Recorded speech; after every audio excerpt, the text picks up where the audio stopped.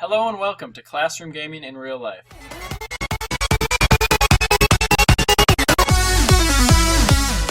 Hello, my name is Connor Kropp and I am a senior at Wabasha Kellogg High School. And my name is Glenn Irvin, and I am a Spanish teacher and technology integrationist at Wabasha Kellogg High School also. Today we're going to be talking about using commercial games in education. Connor, I had this professor, I was taking these graduate courses, and his name is Dr. Chris Haskell.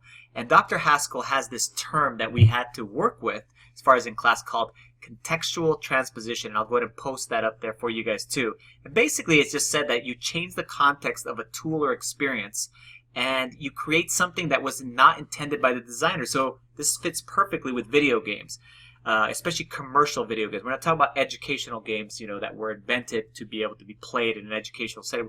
We're talking about games that are for the Xbox or a PC or for the PlayStation. So I was trying to think about what kind of games do you believe, Connor, would be something that would be good to be able to be used in classes, and like what kind of class would we use video games in? Well, I had mentioned last episode that I have been recently playing Skyrim and have been into Skyrim, and so I was thinking, how could we use Skyrim in the classroom? And one of the issues that I came to is that you just have to accept that there's going to be some games that you aren't actually going to be able to physically play the game with the students for various reasons. So with a game like Minecraft, you absolutely can. You can play it in the classroom and you can use it. But with a game like Skyrim, I thought maybe instead of playing the game, you could use the concepts and ideas from the game and compare them to other things. So, for example, one of the main quest lines in Skyrim follows a civil war. Yeah. And what we could do with that was you could talk about why the civil war is happening in Skyrim. What are the reasons? Whether it is religiously based, whether it's racism, different values, different things like that. And then you can compare them to real-life civil wars or just conflicts that have happened throughout the course of history. I'm taking an AP US history class right now. Yeah. And one of the things that we do is we talk about how different past events can compare to current events. Sure. And sort of the mirror between that. And so that was my idea with Skyrim. Compare the in-game events and political issues to real-life wars and political issues and things like that. Yeah.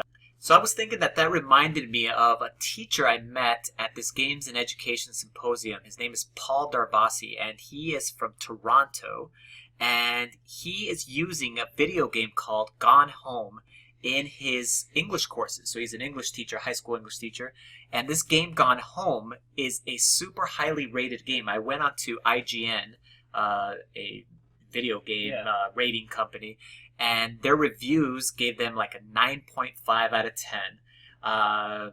There's a PC version, and then now the Xbox One and the PS4 version actually just came out, and he's using it as a piece of literature in his English classes because it's tells such an amazing story. The actual critics say it has impeccable writing, fantastic voice work, powerful themes, amazing exploration, which why wouldn't you want your students to be immersed in that kind of a thing? So it is happening out there. Paul's website is ludiclearning.org. I'm going to pop it up there for you guys. And it is an amazing resource for any teachers and actually for students to encourage their teachers to be like, hey, this is actually happening right now. You can pull from this teacher's resources. He walks through how he went through as far as his lesson planning and whatever it might be, and he had a lot of success with this. So there's so much engagement in all of these different games that you can use it in various content areas. But at this point, we need to discuss what's the reason why we aren't using these games? Why aren't they just readily available, these commercial games, in educational settings right now? I feel like there's still sort of a negative stigma towards video games, not just in school, but I think really in general. And once we start integrating more gaming and whatnot into the classroom, we can sort of dispel that. Because if you think about it, you compare games to, say, a choose-your-own-adventure book, but to the highest extent, that you are completely molding your own story. And in class, we read books, we we watch movies and we critique them and talk about them. So why not do the same with games? Totally right. I even have fellow teachers just with Minecraft. And Minecraft, I think, it's so obvious that it can be used in a wide variety of ways for educational purposes. Whereas some of these other games, you really are pushing the limits as far as, is it entertainment or is it actual literature or whatever it might be, But I get those weary eyes from the teachers or whoever else might be, and they're like, why are they allowed to play games at school? Yeah. Even other students, you probably have heard that too, but they go, what are you guys doing? Or what does this have to do with Spanish class or whatever it might be? Now, especially with learning a second language, taking second language classes in school, people say one of the best ways to learn that is to sort of just be dropped into only speaking that and be immersed in the society and the language. And so that's one of the things that you did in your classes that I was in, that we jumped into the Minecraft world and everything was written in Spanish, all the items were labeled in Spanish, and we could only talk through the chat in Spanish. And of course, it's hard at the beginning, but that for sure is one of the best ways to learn. And as you go, it gets easier and easier. In fact, I even, the summer after my first year of taking Spanish, I went on a service learning trip to the Dominican Republic, a only Spanish-speaking country, and I found that I could actually fluently make small talk with the people living there, and I told them that I only had really taken 1 year of Spanish in schools, and they were really impressed. I'm not trying to toot my own horn or anything. No, it's true, yes. It surprised me that it just sort of, when you're immersed in the society, that it just starts to flow and come easier, and you learn, and it just makes for a better learning experience. I totally agree, man. Totally agree. So, good transition right now. Last time we talked about it at the beginning, but what types of things are we playing right now, or what are we spending our free time on right now? Yeah. You want to go first, or you want me? Why don't you go first? Okay. I could talk about right away. I even posted a video about it, or I streamed a video about it, about a game called NBA 2K17. It's just the newest version of a basketball game.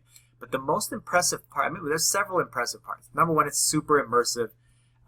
Actually, number one, it was free, which is a way to hook you in. Yeah. So they hook you in, and they let you play basically through this beginning section of creating your own player. I went through and I used my phone and I scanned my face on my phone and then entered the little data there, and it pushed the data out to the video game, right? Wow. And then it collected the little pieces of data, and I posted my picture on Twitter. It was like this little random face. And then from there, you could go ahead and make sure to kind of clear up the different lines and then give yourself facial hair, whatever it might be.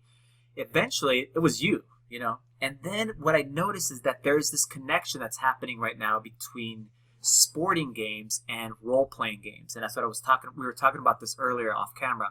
And we were saying it's a very interesting thing that now people that play sporting games can see the attraction to a role-playing game. Being able to develop your own character, you choose the different characteristics that are important to you. In this case, basketball skills, different types of moves, and whatever those things might be. And then be able to use your coins to be able to purchase those skills and eventually develop this super athlete and be able to play as far as in the NBA. Super immersive game. I was very impressed by it. Yeah. What have you been doing? I again was playing a little bit of Skyrim. I have recently been watching Stranger Things on Netflix. Just a little plug to that. If you haven't seen it already, it's amazing. Great show. It's yes. I think it's 9 episodes in the first season, and it feels very much like Super 8 if you've seen that movie. That's what. So definitely go check that out.